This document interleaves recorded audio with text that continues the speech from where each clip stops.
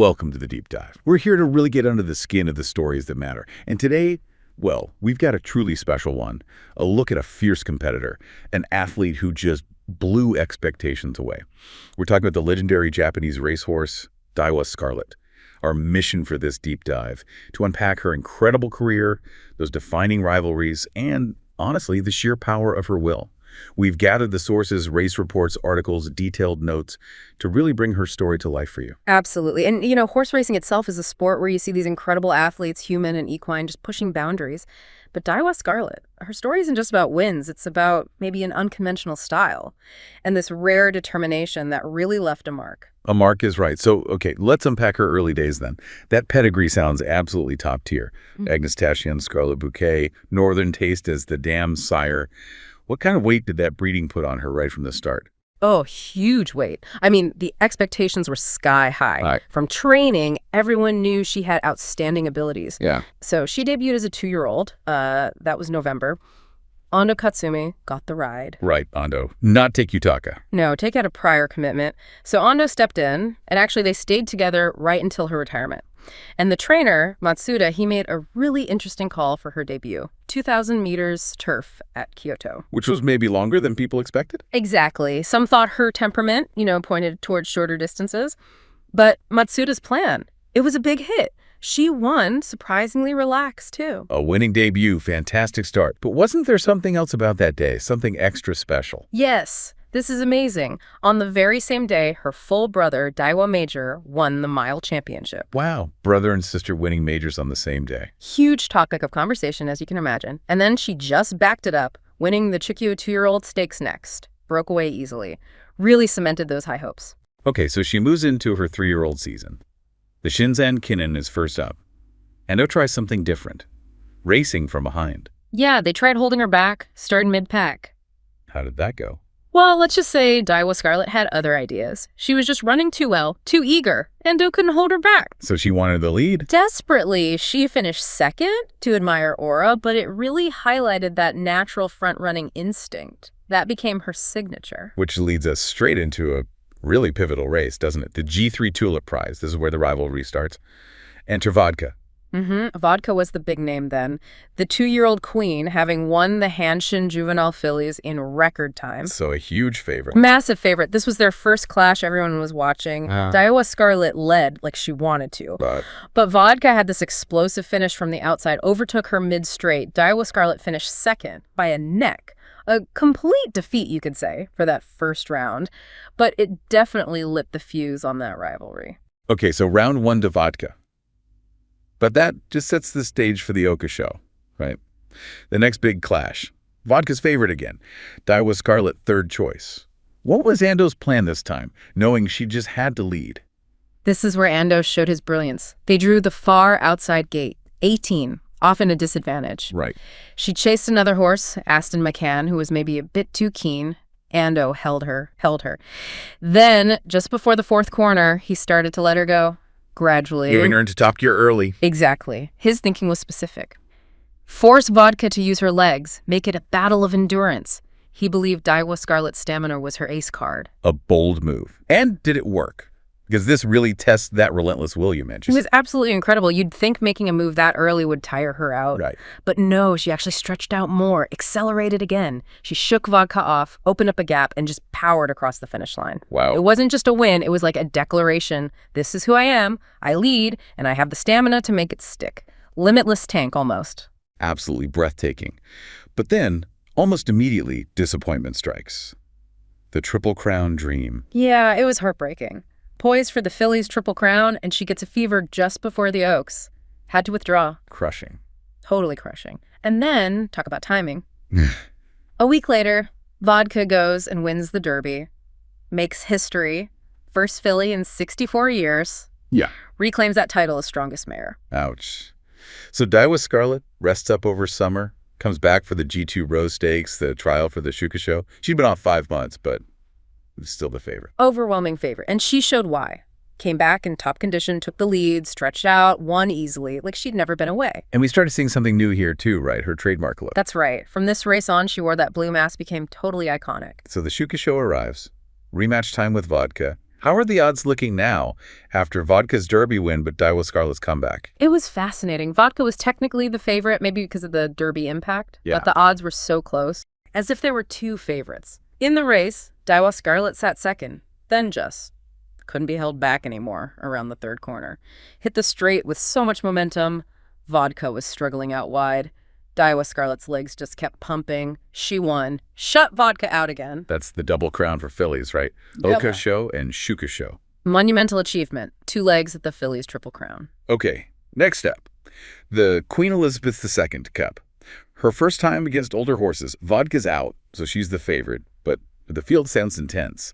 Luxurious lineup. Most G1 horses in history. It was stacked. Past winners like Fuseichi Pandora, Sweet Tosho, real G1 veterans. And how did she handle that step up?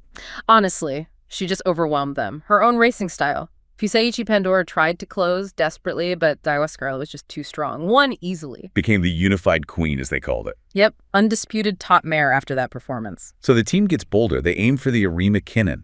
Another Vodka rematch. Vodka had run 4th in the Japan Cup. And this race had that unique angle too, right? The brother-sister showdown. Yeah, Daiwa Major, her brother, chose this as his retirement race. The only time they raced against each other.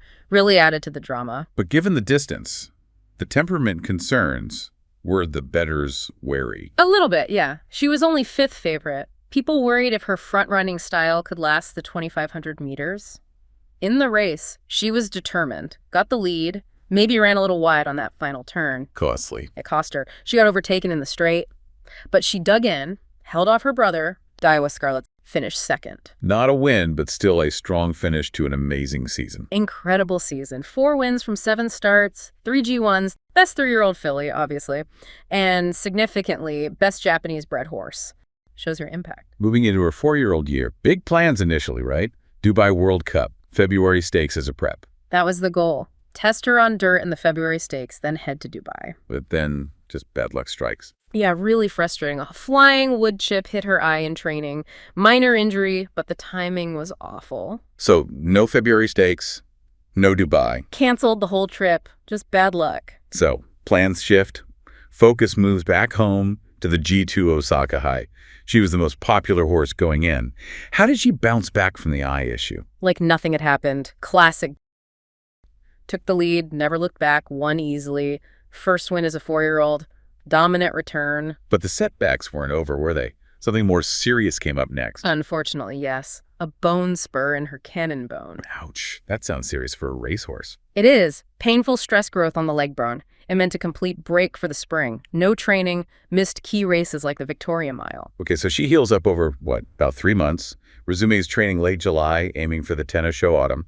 Training goes okay, but Ando, her jockey, felt uneasy. Yeah, despite smooth training, he noted she was more excited than ever. After 6 months off, just bursting with energy. Which sounds good, But maybe too much energy. Too keyed up.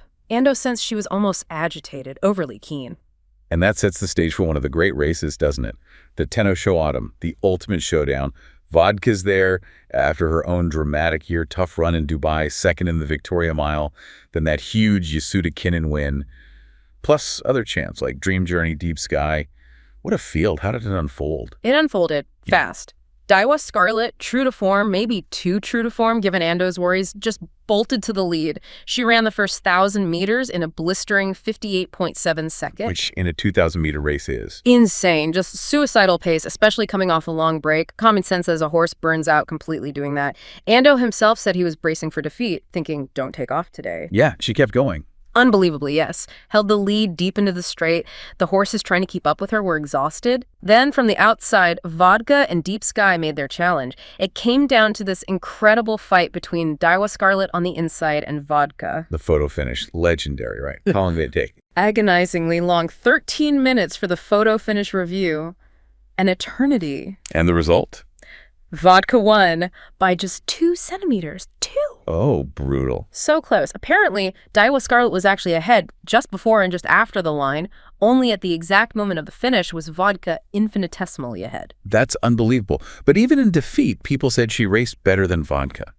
How does that work? How can you lose but race better? It's because of how she ran, setting that crazy pace. And then, defying all logic, she ran the last 1,000 meters even faster, 58.5 seconds. Faster in the second half after that start. It's physiologically baffling. She basically crushed one Derby winner trying to chase her and nearly held off the other, Vodka. It was this display of raw power and will over logic, truly one of the greatest races ever, and that was their last head-to-head. Daiwa Scarlet still won their overall rivalry, 3 races to 2. Amazing stuff. So about 2 months later, she runs in the Arima Kinen again, lost to the year before, finished second.